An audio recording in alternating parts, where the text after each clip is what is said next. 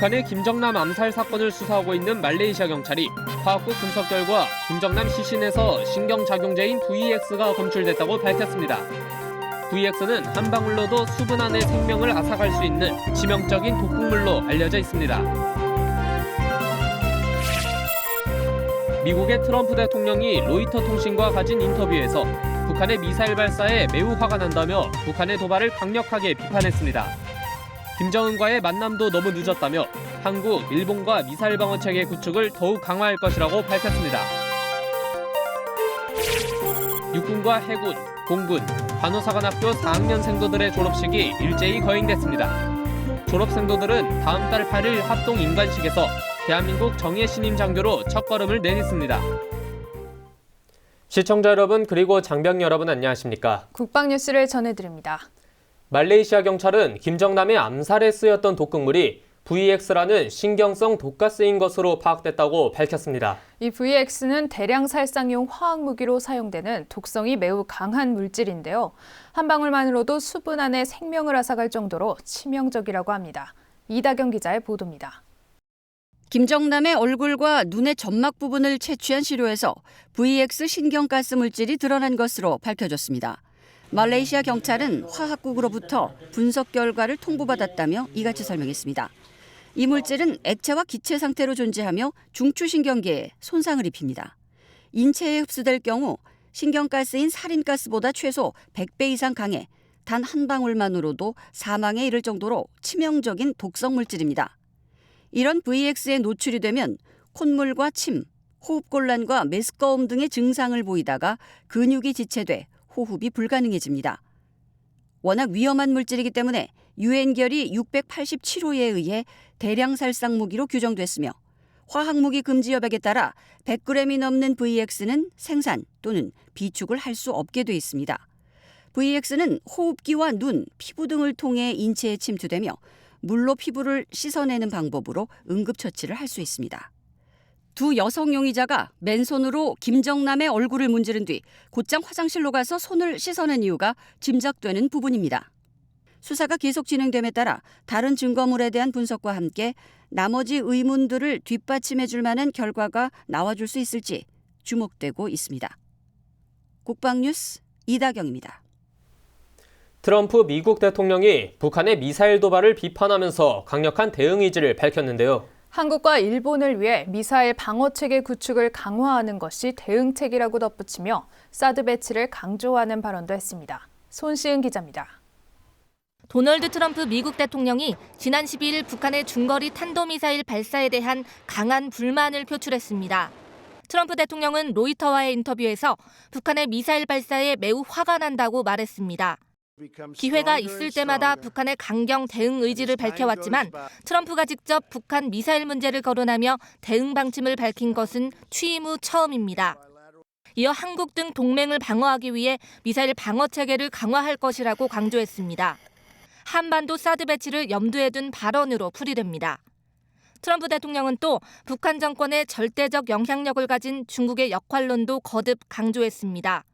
중국의 석탄 수입 전면 조치에 대해 매우 고맙게 생각한다며 중국이 하려고만 하면 북한 문제를 매우 쉽게 해결할 수 있다고 언급했고 중국 정부가 북한에 영향력을 행사하도록 압박하겠다는 의지를 밝혔습니다. 또 김정은과의 만남과 관련된 질문에는 노라고 하지는 않았지만 매우 늦었다는 점을 시사하며 부정적인 입장을 드러냈습니다. 트럼프 대통령은 이와 함께 현재 미국 핵전력이 뒤처져 있다고 평가하며 핵무기 제조 능력 보강 필요성도 밝혔습니다. 국방뉴스 손시은입니다. 한민구 국방부 장관이 수도방위 사령부를 방문해 군사 대비 태세를 점검하고 장병들을 격려했습니다. 24일 오후 수방사를 찾은 한 장관은 작전 현황을 보고받고 예하부대 주요 지휘관들과 화상회의를 가졌습니다. 한 장관은 대한민국의 심장부인 수도 서울을 방어하기 위해 완벽한 대비태세를 갖춰야 한다고 강조하고 한치의 흔들림 없이 철저한 대비태세를 유지하라고 지시했습니다. 이어 테러 대비태세를 점검한 한 장관은 국민의 생명과 안전보다 더 중요한 것은 없다며 우리나라에서도 테러와 같은 비군사적 도발이 언제든 발생할 수 있기 때문에 이에 대한 빈틈없는 대비태세를 갖춰야 한다고 강조했습니다. 한 장관은 장병들에게 현 상황의 엄중함을 명확하게 인식하고 수도 서울을 방위한다는 긍지와 자부심으로 본연의 임무에 더욱 충실할 것을 당부했습니다. 육해공군 사관학교와 간호사관학교가 24일 졸업식을 거행했습니다. 생도들은 앞으로 대한민국의 정예장교가 되기 위한 새로운 출발을 하게 됩니다. 윤현수 기자가 졸업식 내용을 정리했습니다. 73기 육군사관학교 졸업식에서는 육사생도 248명이 졸업장을 받았습니다. 특히 올해 처음으로 졸업성적 1, 2, 3등을 여생도가 휩쓸어 눈길을 끌었습니다. 주인공은 이은혜, 김미소, 이효진 생도. 각각 대통령상과 국무총리상, 국방부 장관상을 수상했습니다. 1946년 개교 이래 71년 만에 2만 번째 졸업생도 올해 탄생했습니다. 행운의 주인공은 이하연 생도로 이날까지 모두 2만 101명의 졸업생을 배출해 인재 양성의 요람으로 자리 잡았습니다. 장준규 육군참모총장은 국가 방위에 당당한 주역이 돼주길 바란다면서 적과 싸우면 반드시 승리하는 조직을 만들어줄 것을 강조했습니다. 국가와 국민을 위한 삶을 살기 위해 끝없이 정진하라면서 풍진노도를 헤쳐나갈 생도들의 힘찬 도전을 응원했습니다. 해군사관학교도 이날 134명의 생도가 졸업했습니다. 71기 졸업생들은 지난해 9월 5일부터 102일 동안 전 세계 11개국 12개 항을 순항해 충무공의 후예임을 입증했습니다. 대통령상은 엄태현 생도, 국무총리상은 최석원 생도, 국방부 장관상은 박도현 생도가 받는 등 9명이 수상의 영예를 안았습니다. 언어와 문화적인 환경을 극복하고 한국 해사를 졸업한 외국인 생도 3명은 이후 본국으로 돌아가 장교로 임관하게 됩니다. 엄현성 해군참모총장은 투철한 국가관과 사생관, 솔선수범의 자세를 갖추고 국가 안보의 선봉장 역할을 해줄 것을 당부했습니다.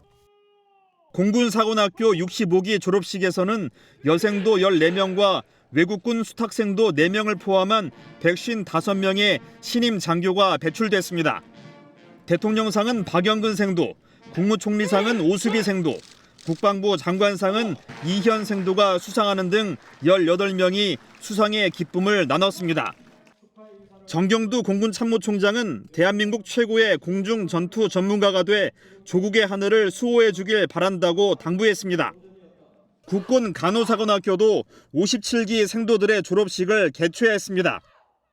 남자 생도 7명을 포함한 졸업생 78명은 지난 12월 간호사 국가시험에 모두 합격하고 당당히 졸업식장에 섰습니다. 대통령상에는 김수지 생도, 국무총리상에는 박소연 생도, 국방부 장관상에는 박지현 생도 등 9명의 생도가 상을 받았습니다. 4년간의 생활을 마치고 졸업한 각군 사관 생도들은 다음 달 8일 합동 임관식에서 소위로 임관해 대한민국 장교로 첫걸음을 내딛게 됩니다. 국방뉴스 윤현수입니다. 아덴만 여명 작전으로 유명한 최강의 특수부대, 해군 특수전전단의 EOD 폭발물 처리 대대가 지난 1일 창설됐는데요. 우리 군의 폭발물 처리 부대 중에서는 가장 큰 규모라고 합니다. 최근 김정남 암살 이후 북한의 기습 테러 우려가 있는데요. 이에 해군 폭발물 처리대대는 해상과 육상, 수중에서 입체적인 훈련을 실시하며 대응 체계를 한층 더 높였습니다. 손정민 중사가 보도합니다. 적이 우리 해상에 기뢰를 설치한 상황. 헬기에 탑승한 해군 EOD팀이 기뢰 제거를 위해 헬기에서 바다로 뛰어내립니다. 이어 순식간에 기뢰에 접근해 폭약을 부착하고 빠져나오자 기뢰는 강한 물기둥을 일으키며 안전하게 제거됩니다. 연이어 진행된 대테러 훈련. 테러범에게 피랍된 선박에 해군 대테러팀이 접근합니다. 사다리를 타고 배에 올라 테러범을 제압하고 선박 내부를 수색하던 중 폭탄 조끼가 장착된 인지를 발견합니다. 저희는 대한민국 해군입니다. EOD팀은 기폭 장치를 무력화시키고 폭발물을 제거해 인지를 안전하게 구출합니다. 같은 시각 수중에선 선체 외부 폭발물 탐색을 위해 수중 로봇을 투입해 폭발물을 탐지합니다. 선조의 폭발물 발견! 수중 로봇이 발견한 건 자석 폭약. 이번엔 특수 잠수 장비를 착용하고 들어가 신속하게 해체합니다. 국민들의 안전과 생명을 위해서 어떠한 위험도 이겨낼 수 있습니다. 육상에 설치된 폭발물도 이들 앞에선 무용지물입니다. 폭탄이 들어있는 것으로 의심되는 가방은 엑스레이 촬영으로 분석하고 폭발물로 확인되자 무인 로봇이 제거 임무에 나섭니다. 어둠 속에서도 목표물에 신속하게 접근해 물포총으로 폭발물을 무력화시킵니다.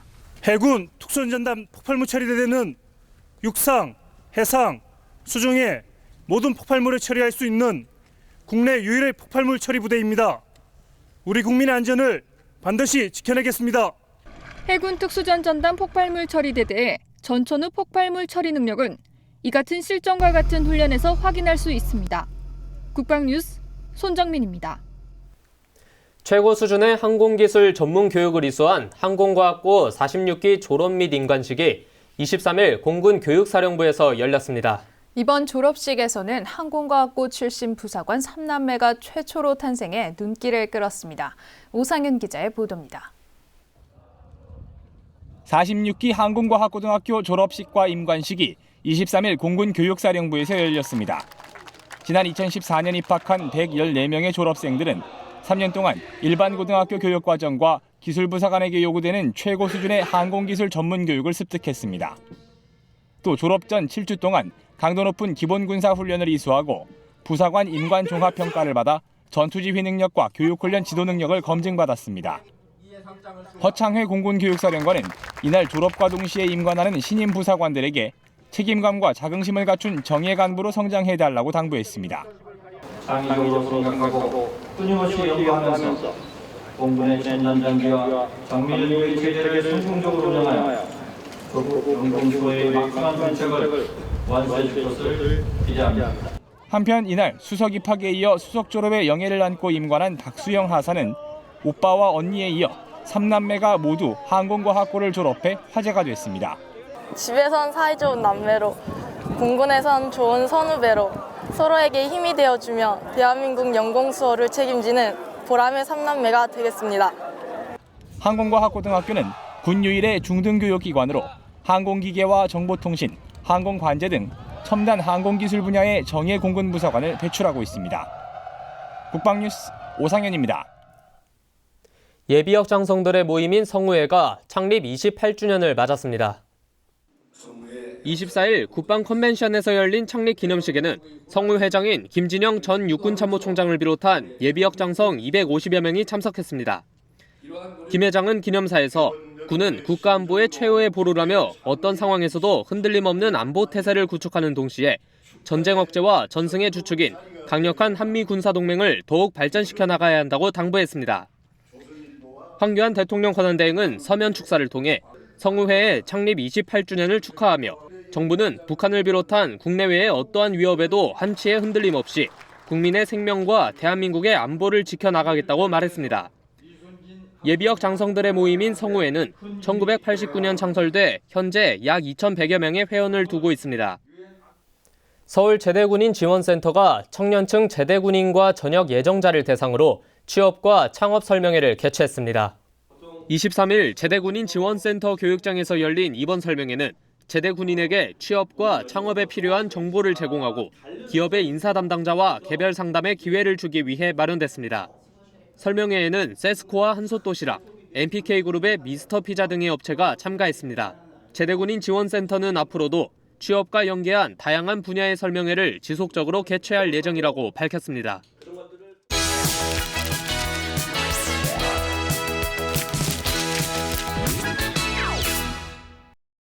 (2월 24일자) 국방일보 1면부터 보시겠습니다. 육군 3기갑 여단은 적 기계화 부대의 위협에 대비한 공지 합동작전 능력을 배양했습니다. 보시는 사진은 제병협동 전투사격 훈련에서 BMP-3 보병 전투차가 적진을 향해 포탄을 쏘고 있는 모습인데요. 이 BMP-3가 언론에 공개된 것은 이번이 처음입니다. 이날 훈련에는 T-80U 전차도 참가해 불곰 사업으로 도입한 무기 체계들의 화력을 과시했습니다. 다음은 사면입니다. 사진을 보시면 해군 1함대 사령부가 해상에서 적의 도발에 대비한 실전적 사격 훈련을 하고 있는 모습입니다. 부대는 핵심 전력들을 동원해 강도 높은 해상 기동 훈련을 펼쳤는데요. 특히 한미연합 대잠 훈련에 의한 수행 능력을 강화했습니다.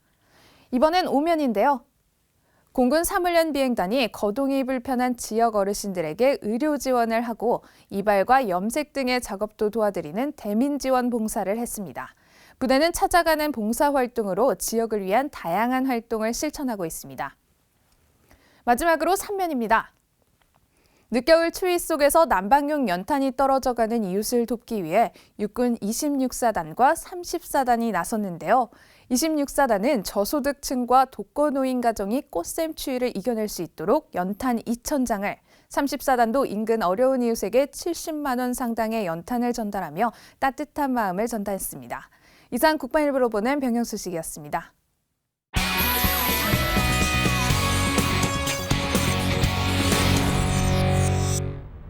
트럼프 대통령과 아베 총리는 지난 10일 정상회담에서 양국의 동맹관계를 재확인하고 경제협력을 강화하기로 하였습니다. 두 정상은 공동성명과 기자회견을 통해 미일 간의 기존 상호협력 체제에 변화가 없을 것임을 내외에 천명했습니다. 양국 정상들은 미일 동맹으로 일본의 안보를 충분히 보장할 것이며 미국은 전방위 군사력을 통해 본토와 외국의 미군, 동맹군을 완전하게 방어할 것임을 강조하였습니다. 또한 양국 정상은 중국과 일본이 영유권 분쟁을 벌이고 있는 센카쿠 제도가 미일 안보 조약의 제5조에 적용되는 대상이라는 점을 명시하였습니다. 동 5조는 일본의 행정력이 미치는 영역에 무력 공격이 있으면 미일 양국이 공통 위험에 대처한다는 내용을 담고 있습니다. 더욱이 확고부동한 미일 동맹은 아태 지역의 평화, 번영, 자유를 위한 초석이며 핵과 재래식 무기 등 모든 군사력을 동원하여 일본을 방어할 것이라는 미국의 방위 공약에는 흔들림이 없다는 점을 강조한 바 있습니다. 그리고 미국이 아태 지역에서 미군 주둔을 강화하고 일본이 미일 동맹에서 더 큰 역할을 맡게 될 것임을 밝혀 아태 지역에서의 일본 자위대 역할의 확대 가능성을 시사하였습니다. 아베 총리는 2017년 국방 예산 역시 전년도보다 1.4%가량 증가한 5조 1,251억 엔으로 편성한 가운데 도서 방어의 강화, 감시 정찰 자산의 운용 및 확보, 미사일 방어 체계 구축에 주안점을 두고 방위력 개선에 나서고자 합니다. 향후 있을 미일 동맹 재조정의 과정에서 자위대 독자 역량 강화론이 힘을 받을 경우 일본의 방위비 지출은 더욱 늘어날 것으로 보입니다. 새롭게 들어설 트럼프 정부의 아태 정책이 여전히 모호하다는 점 역시 아베 정부를 초조하게 하고 있습니다. 일본은 아태 지역에 대한 안보 공약은 등한시한 채 무역 역조 개선을 위한 통상 압박에만 열을 올릴 수 있다는 점을 내심 걱정하고 있습니다. 따라서 금년 한 해 동안 일본 정부는 미일 동맹의 중요성을 강조하는 가운데 트럼프 행정부와의 새로운 관계 구축에 몰두할 수밖에 없을 것입니다. 새해에도 중국과의 센카쿠 열도 분쟁은 중일 관계의 가늠자 역할을 할 것입니다. 동중국해와 남중국해에서의 해양 분쟁은 오바마와 아베로 대표되는 미일 신미월 관계를 이끌어내는 기폭제였음은 주지의 사실입니다. 그만큼 미일 관계와 중일 관계는 동전의 앞 뒷면처럼 따로 생각하기 어려운 부분이 많습니다. 가깝지만 먼 이웃 국가인 일본임을 감안할 때 북핵 위험이 증대되면서 일본과의 안보 협력은 확대되고 있지만 좀처럼 양국과의 심리적 거리는 좁혀지지 않고 있습니다. 새해에는 일본의 보통국가를 주장하는 아베 총리가 어떤 구상을 가지고 한일 관계를 정립할지 매우 주목된다고 할 수 있겠습니다. 국방주간 이슈의 이명철이었습니다. 네, 이번 주말 교통 상황은 어떨지 알아보겠습니다. 한국도로공사와 함께하는 고속도로 주말 교통 정보입니다.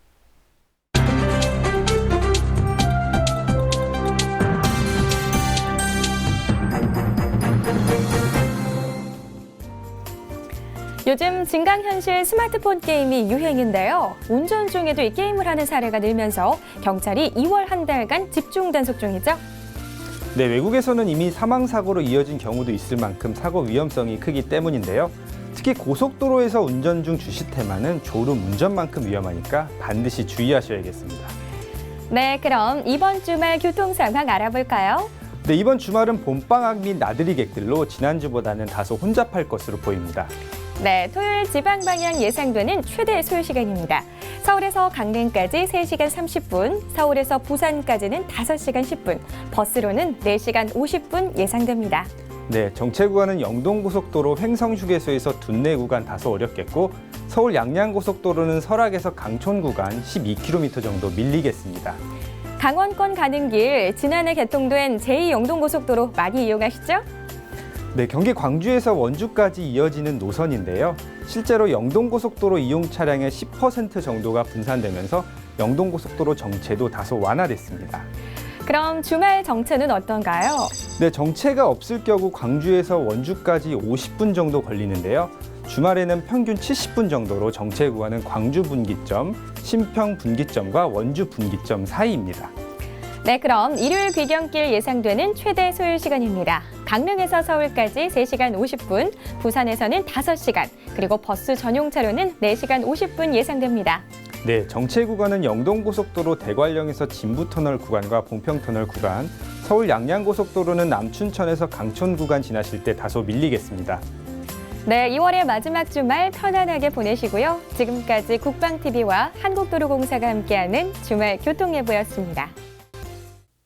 2월 24일 기상정보입니다. 오늘 전국이 맑은 하루였습니다. 자세한 날씨 알아보겠습니다. 구름 사진 보시면 전국이 맑은 하늘 보이고 있습니다. 맑은 날씨는 오늘 밤에도 이어지겠습니다. 작정 이상입니다. 오늘 야간 작정 이상은 양호하겠습니다. 내일 기상입니다. 내일도 전국이 맑겠습니다. 내일 아침 최저기온은 서울이 영하 2도, 사천은 영하 8도로 시작하겠습니다.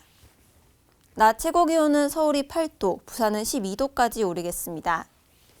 주간 전망입니다. 목요일까지 전국이 맑은 가운데 일요일과 월요일에는 동해안과 경상 동해안으로, 수요일에는 전국으로 비 또는 눈이 내리겠고 목요일 다시 동해안으로 비 또는 눈 소식이 있으니 참고하시기 바랍니다. 이상 공공기상단 제공 기상정보였습니다. 지난 4년간 체계적인 교육훈련과 엄격한 생도 생활을 마친 각군 사관학교 생도들의 졸업 소식 전해드렸는데요. 이번에 졸업한 생도들 모두가 앞으로 우리의 안보를 튼튼히 해줄 주역으로 성장해 나가길 기대해봅니다. 국방뉴스를 마칩니다. 시청해주신 여러분 고맙습니다.